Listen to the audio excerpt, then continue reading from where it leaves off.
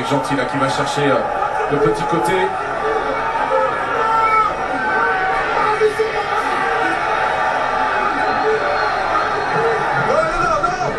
Le ballon est sorti. On va rester au ras évidemment avec Codulo qui est bien repoussé.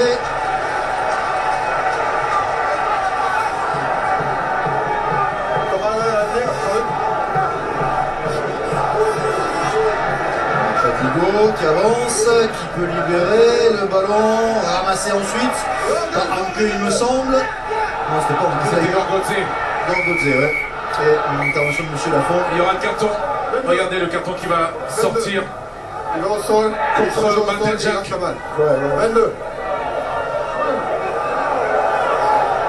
Manteljak qui va prendre un carton jaune. Toucher ce joueur au sol, d'aller chercher la balle dans l'ouest.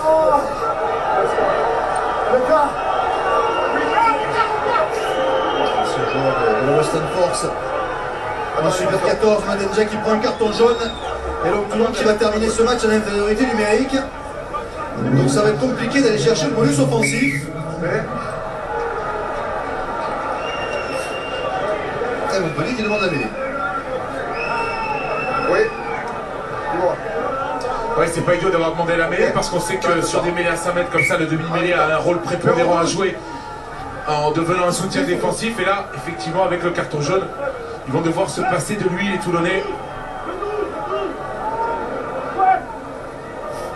Alors, changement du côté montpelliérain avant de poursuivre le jeu. Grand Tris sort, remplacé par Benoît Payog. Quand même, regardez s'il n'y a pas une réorganisation. Si, parce que du coup, c'est Fernandez qui va passer au poste de premier centre. Payog va passer Ouvra, va s'installer au poste d'Ouvra. Commandement, messieurs. Allez, combat.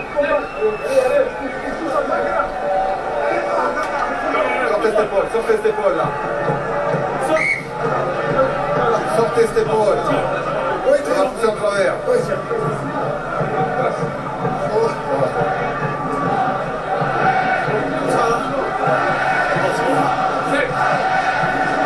Smith qui prend les consignes auprès de Johnny Wilkinson.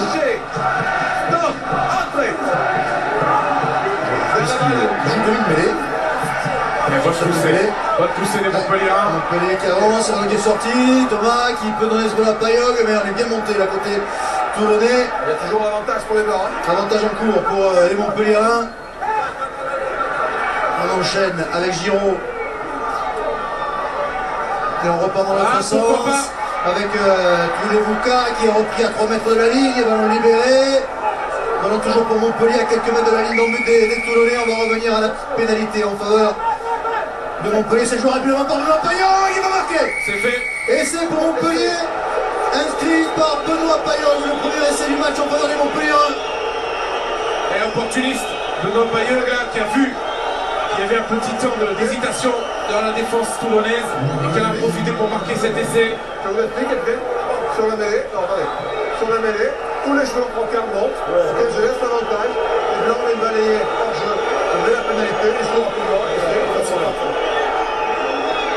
Il y a eu Giovanni Coeur qui est venu demander les explications sur la pénalité à monsieur Lafont qui lui a expliqué qu'il y avait une position de hors-jeu sur la montée défensive de la ligne de 3/4 des Toulonnais, qu'il avait laissé l'avantage et qu'ensuite, considérant qu'il n'y avait pas avantage, il était revenu à cette pénalité. Alors on voit le coup d'œil de Payeux, vous voyez, on voit que les Toulonnais ne sont pas à 10 mètres déjà, donc dans le principe ils n'ont pas le droit de défendre et il parvient à marquer cet essai. Il n'a pas choisi la solution de facilité parce qu'il y avait une petite espace à droite, il est allé plutôt sur la gauche, mais il s'en est bien sorti. Il a marqué, c'était bien le plus important.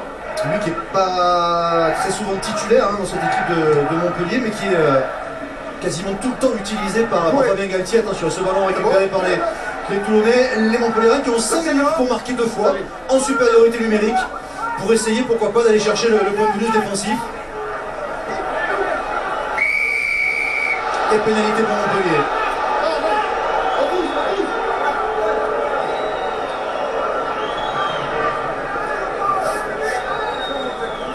Là c'est le plaqueur, Toulonnais qui ne fait pas l'effort de relâcher le Montpelliérain, l'empêchant ainsi de libérer son ballon.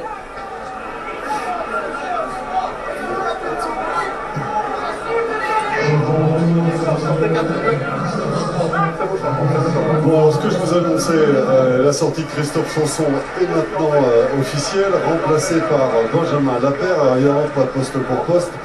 Je pense que Geoffroy Messina, comme je vous le disais, va s'installer en troisième ligne et Missouf va monter en deuxième ligne. Voilà pour Gorgodze. Gentil. Thomas qui joue avec Leleim Malefaga.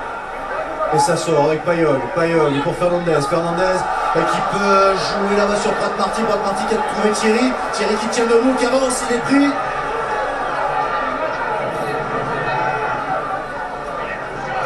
Et ça ressort pour les Montpellier avec Codilo.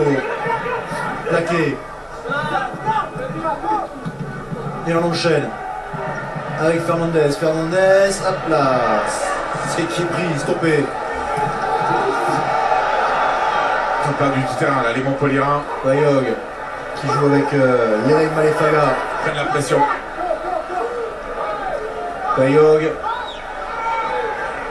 Thierry qui a évité un plaquage, qui avance. Voilà, il gagne du terrain encore, il est repris sur la ligne des 22 mètres quasiment des Toulonnais. Voilà toujours pour les Montpellier, hein, Payog qui peut jouer avec Kulevuka, qui est stoppé à l'entrée des 22 mètres. Et ça sera une pénalité pour Toulon. Ballon conservé au sol. Alors qu'on avait bien manœuvré là, avec des changements d'axe de course, mais la défense toulonnaise qui s'est resserrée au dernier moment. Avec encore une fois George Smith qui était là.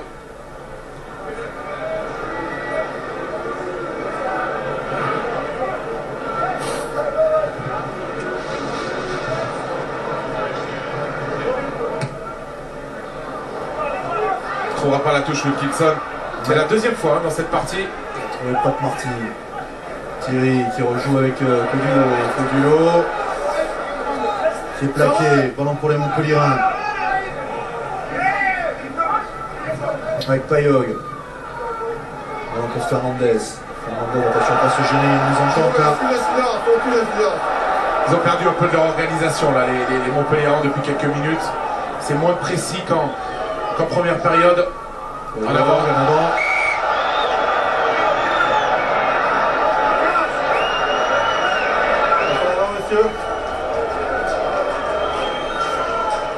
Alors on le revoit ici sur le ralenti.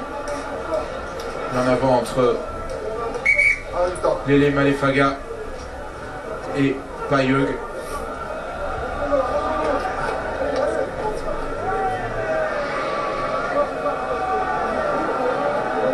Excusez-moi.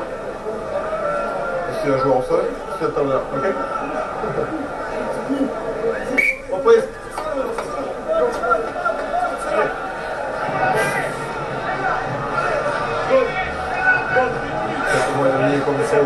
Allez, mêlée en faveur des Toulonnais dans le camp Montpelliérain alors qu'il reste 1 minute 30 à jouer. Touché. Stop. Après.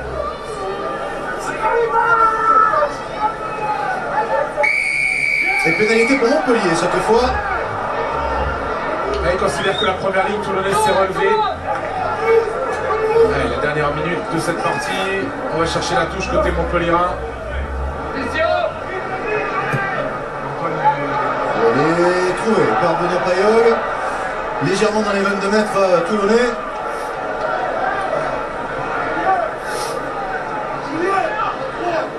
On voit le ralenti là, de cette mêlée avec effectivement le gaucher toulonnais qui se relève. Benjamin Baster. Allez, pour Ouedraogo. Dans un élément très raccourci, vous l'avez vu. Oui. Allez, ballon pour Matadigo. Matadigo qui va percuter sur Van Nicker qui l'est pris. Ballon toujours pour les Montpelliérains. Payog avec Fernandez. Fernandez avec Payog, bien joué. Le ballon pour Pratt Marty qui a pris un petit tampon au passage. Il est solide. Et pénalité pour Toulon. Ok, reste la balle et repart. Ah, il a voulu jouer rapidement Wilkinson, il va gagner 10 mètres de plus. Et il joue rapidement ensuite. C'est possible de jouer rapidement une deuxième fois quand on n'a pas un grand 10 mètres? Non, je ne sais pas. D'ailleurs, vous voyez, il a été rappelé, Voilà. ce sera la fin de la rencontre. Il y aura la pénalité peut-être d'abord à jouer pour... Il ne peut plus taper en touche maintenant. Donc soit il la joue à la main, soit alors le match sera terminé. Voilà, c'est fait. Voilà, fin de cette rencontre sur la victoire de Toulon, 29-13. Toulon qui enchaîne une 5e victoire d'affilée à domicile, toute compétition confondue, et qui met fin à une série de 5 victoires des Montpelliérains. Toulon s'impose 29-13 pour l'ouverture de cette 13e journée du top 14.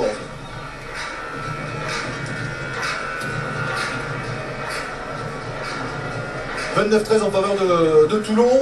La victoire toulonnaise est pas contestable, mais Montpellier a peut-être quelque chose d'autre à faire. Mais je pense qu'ils vont regretter beaucoup de ne pas avoir concrétisé toute la domination qu'ils ont eue en première période.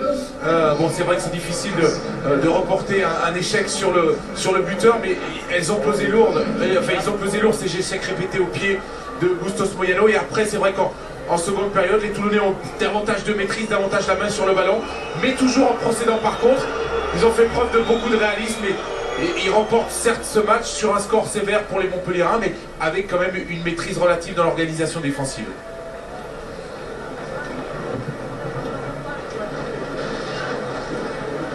Tiens, une réaction avec Fulgence Ouedraogo. Fulgence, Thomas Lombard disait que peut-être vous auriez des regrets à l'issue de cette rencontre parce que vous n'avez pas été récompensé des moments de domination. Est-ce que c'est votre sentiment, vous aussi? Ouais, c'est le sentiment. En première mi-temps, on leur donne les points, quoi. On se met à la faute bêtement, on fait le jeu et on se fait beaucoup pénaliser. On essaie de rectifier le tir, mais en seconde mi-temps, on a sur 2 contre, on marque 2 essais, on a un renvoi, on a un bon molle, on tombe le ballon et c'est derrière. C'est des essais qui nous font mal à la tête et on essaie de produire du jeu, mais on est un peu brouillon encore. Voilà, on a eu que quelques jours pour préparer ce match, et beaucoup de joueurs qui n'étaient pas là. Et voilà, c'est peut-être ça qui fait qu'il y a des approximations dans notre jeu, mais au final, quand même, on s'accroche, on essaie de produire du jeu, on combat. Donc tout n'est pas négatif, mais c'est vrai qu'on a des regrets sur ce match.